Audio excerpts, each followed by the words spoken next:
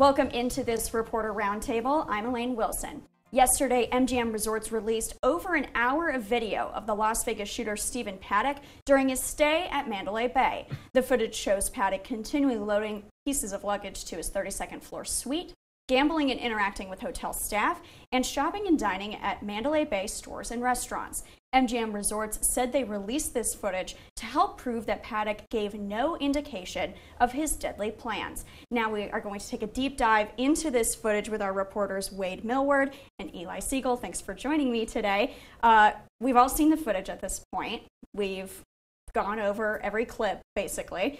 MGM decided to release this footage nearly 6 months after the shooting. So what kind of reasoning did MGM give for releasing it now?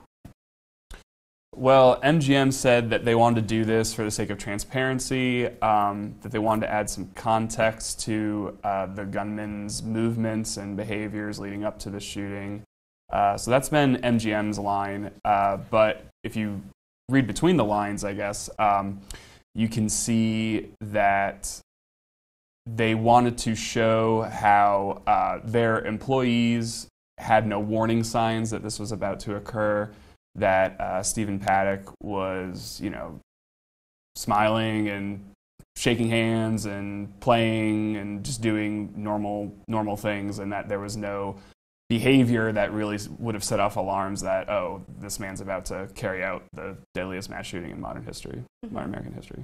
Right. So, and that's what makes it interesting. Paddock obviously interacted with lots of Mandalay Bay staff, including, most notably, I think, valets and bellmen who helped him get all of his luggage up to his suite. And, as a viewer watching it, I'm thinking, he's got 5 bags in a box, and maybe they're heavy because there's guns or something or ammunition in it. So are there any policies in place right now for casinos if they see what they think could be a warning sign to let supervisor know or to alert somebody about that? Not that I know of. I don't know of any. I'm not saying there aren't any, but I'm just not aware of any existing policies that hotels have if they see an inordinate amount of luggage. But the thing to remember is that it's really common and normal to see people bringing in multiple suitcases, multiple bags. Sometimes the bags are really big because they're vendors at a conference that's being held at the hotel, so they might be lugging 2 giant ski-length size bags and maybe that are 3 or 4 feet wide with a lot of with tables or equipment that they need to set up. So it would not be uncommon to see people bringing in a lot of suitcases, a lot of baggage. So that by itself, the people I spoke with after MGM released this footage said that by itself is not. It's not really going to raise any alarm bells. And even if, and also another factor too is that there are thousands of guests staying at these hotels. Mandalay Bay has 3,200 rooms, and that's only the 10th largest hotel in town.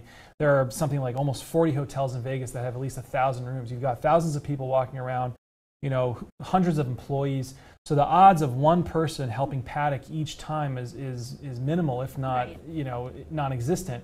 And so for someone to catch on to that behavior, even if it were the same employee who helped Paddock each time, the odds of them remembering, hey, this guy's bringing up 5-6 bags at a time is probably really small. And so there are just too many people walking around, too many bags for this stuff to really raise a lot of red flags, or any really. Right. You can imagine how many people are on staff, how many people are bellmen and valet to accommodate the amount of people that come into this hotel all the time. So that completely makes sense. MGM Resorts is currently named in a number of lawsuits for victims, potentially holding some liability as to what happened. So could this footage potentially help them in those future lawsuits looking forward?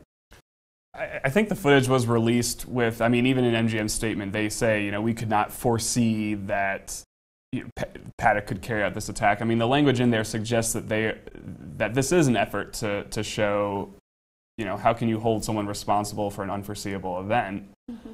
But these lawsuits are still going to continue. Some of the attorneys I talked to working on the cases said this just makes them want, to speak to all the employees that interacted with Paddock. What did he say to them? Perhaps he said something that could have been of note. They want to see the data from his player's card and the profile that MGM might have on him. By bringing so much luggage, did that go against how he normally the normal amount of luggage he brought to the property. It still raises some questions. And of course, we only got an hour's worth of footage about. So there's still, he was there for about 6 days or so. Mm-hmm. So what's on that footage?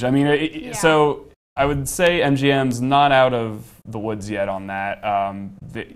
It's still up to a court to decide if they held any responsibility or liability for this. But, looking at past cases, they probably have a strong argument that they didn't, because we've seen countless incidents that happen on the Strip where the hotels are not held. Yeah, and as Wade said, we only got an hour of footage. The man was there for 5 or 6 days. And what we got from MGM was relatively innocuous. It shows him wheeling in a couple suitcases, walking around, talking in a very friendly manner with the bellhop and the valet attendants, buying snacks in a sundries shop, going to a restaurant, watching TV. Really nothing out of the ordinary of a typical tourist on the Las Vegas Strip. But then again, that's all we've seen so far. There's hours and hours potentially of other footage that they may or may not have. I don't know. We just got the hour of video clips. So there could be other footage out there. Mm-hmm. As it stands, what we've seen makes Stephen Paddock look very normal, makes MGM employees look very normal in how they handled it. To me, when I looked at the video, and again, these are just very small snippets of his time there, but it didn't look like anything out of the ordinary. The only thing that looked out of the ordinary was just the sheer amount of luggage he's bringing in. But we have the advantage of being able to piece all this video together and actually being able to tally up exactly how many bags he was bringing in. If you work there day to day, he's just he's just in the sea of masses, and you have no way to track that. No.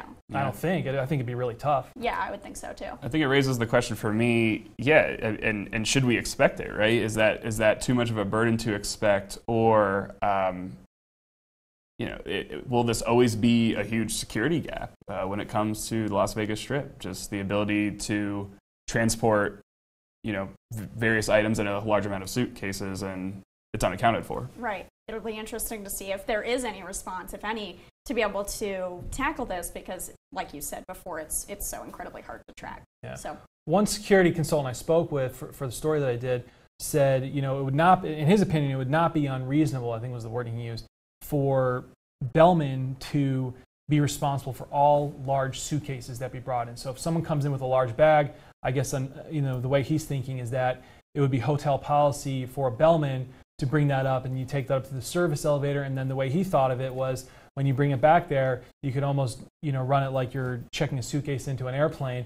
They run it through scanners. They've got canine sniffers and all that. But the thing is, right now, there are ways around that, at least as of now, because there's no policy that you have to use a bellman to bring your bags up. You can self-park and bring your own stuff up. You can go back as many times as you want and bring in as many bags as you want by yourself. So if they were to implement that policy, they'd have to really tighten a lot of loose ends. So I don't know how feasible it is, but that's what he was saying could make sense. And it would be a culture change too, because I think we really pride, on the Strip, the ability to come and go. And go between the properties. I think that's a huge draw for people, and something that the property owners really like. So it definitely elevates the experience for tourists to be able to just kind of walk into any property on the Strip, gamble, stay there, that kind of thing. And the casinos need it for their business. The ones that are struggling are the ones on the North Strip that don't get that foot traffic. Because if a casino were just to rely on 100% solely on their guests for their revenue, they'd be in a tight spot. They need that massive flow of tourists walking by every day, coming in to drink, gamble, go to eat, go to a show, etc. And people coming in for conventions that could, that too, again, have lots of luggage. Thank you guys both for joining me today. Great discussion, I feel like, about this footage. You can catch all of their work on reviewjournal.com.